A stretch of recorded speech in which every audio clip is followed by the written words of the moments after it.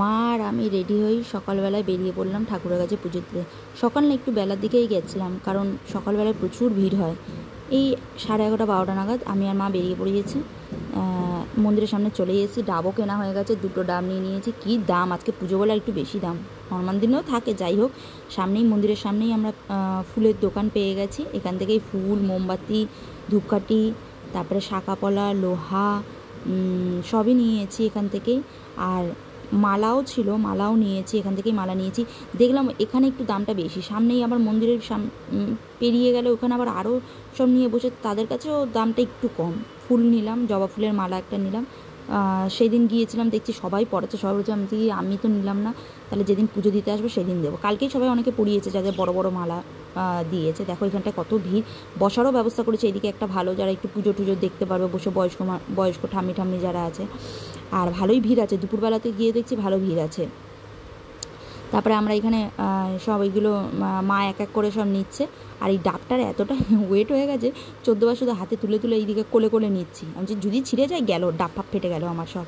মোমবাতি গিয়ে মা বলছে মোমবাতি আর ধূপকাঠি এইখানেই ধরিয়ে রাখার ব্যবস্থা করা আছে। উপরটায় মোমবাতিটা যে রাখবো, এত সব ধূপকাঠি আর মোমবাতি অনেকেই তো ধরায়, মানে রাখার জায়গা পাচ্ছি না, হাতে ছ্যাঁকা লাগছে। মারও পুজো দেওয়া হয়ে গেছে, মা বলছে যে আমি ধূপকাঠি আর মোমবাতিটা ধরিয়ে আসি, তুই এখানটায় দাঁড়া ঠাকুরের কাছে। আমিও এসেছিলাম ঠাকুরের কাছে, একটুখানি দেখছো কত ডাব, অনেক ডাব, প্রচুর ডাব। আর দই, ডাব, সব ডাবগুলো বাইরে থাকে, দই, সন্দেশ সব কিছু ঠাকুরের কাছে। আমরাও সবাই দেয় আমাদের এখানে, মূলত দই, ডাব আর সন্দেশ।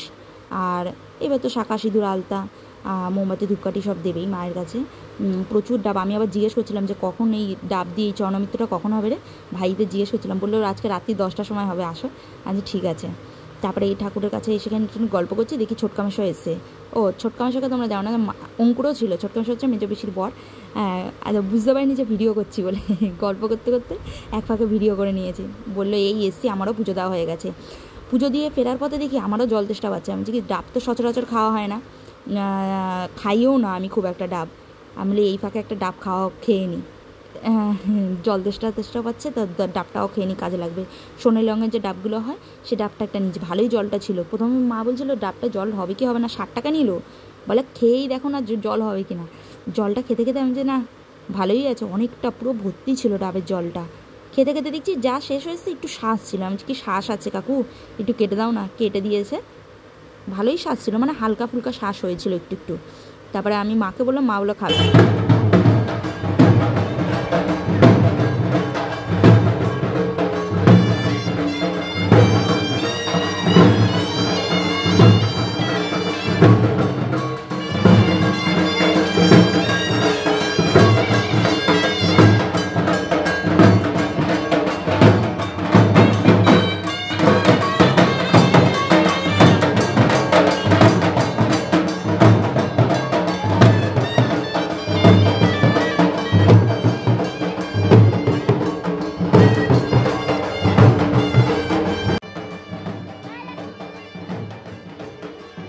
এখানে সব পাড়ার কাকিমারা মাথায় করে কুলো নিয়ে যাচ্ছে, তাদের সরা আছে, ছোটো ছোটো ঘট আছে, আমের পল্লব আছে, কলা আছে, যে যা বলছে আর কি দিচ্ছে। বাড়ি থেকে কেউ তো চাল, আলু এগুলো মানে বাটিতে করে দিচ্ছে, বাড়িতে বাড়িতে কাছে গেলেই দিচ্ছে, পাখা দিয়ে হাওয়া দিচ্ছে। সবাই মানে কাছে গেলেই সিঁদুর পরিয়ে দিচ্ছে, মাকেও পরিয়েছে, আমাকেও পরিয়েছে, সব কাকিমারাই গেলে দিচ্ছে। দেখলাম আমার স্কুলের একটা বন্ধুর সাথেও দেখা হলো, বললো ভালো আছিস, আমি বললাম ভালো আছি। তারপরে আমার বোনের বন্ধুর সাথেও দেখা হয়েছে। আমি প্রথমে চিনতে পারিনি, ভিডিওটা দেখার পরে দেখতে পাচ্ছি যে না, এটা তো বোনের বন্ধু। মা চিনতে পেরেছিল, মায়ের সাথে কথা হচ্ছিল। আর ওরা সব আবার এই দিকটা দিয়ে আর আস্তে আস্তে আর এদিকে এলো না, ব্যাকে ওইদিকে চলে গেল। আমরাও ওদিক দেখছিলাম কিছুক্ষণ, যে যতক্ষণ ছিল আর কি। তারপরে আমরাও বাড়ির দিকে রওনা করলাম, মা আর আমি চলে আসতে লাগলাম। আর এখানে এই মেয়েটাই হচ্ছে আমার বোনের বন্ধু আর কি। আমি পরে ভিডিওটা যখন দেখছি তখন বুঝতে পেরেছি যে আমি তো তখন হাসছিলাম, তারপরে বুঝতে পেরেছি এটা আমার বোনের বন্ধু ছিল বলে। যাকে এরকম মাই প্রত্যেকবার পুজো দিতে মাই দেখে, আমি এটা এরকম সচরাচর কখনো দেখিনি, এই প্রথমবার আমি দেখলাম। আর পুজোও দেওয়া আমার এইটা এরকম প্রথম, দারুণ, সব মিলে একটা দারুণ অভিজ্ঞতা হয়েছে, খুব ভালো লাগলো।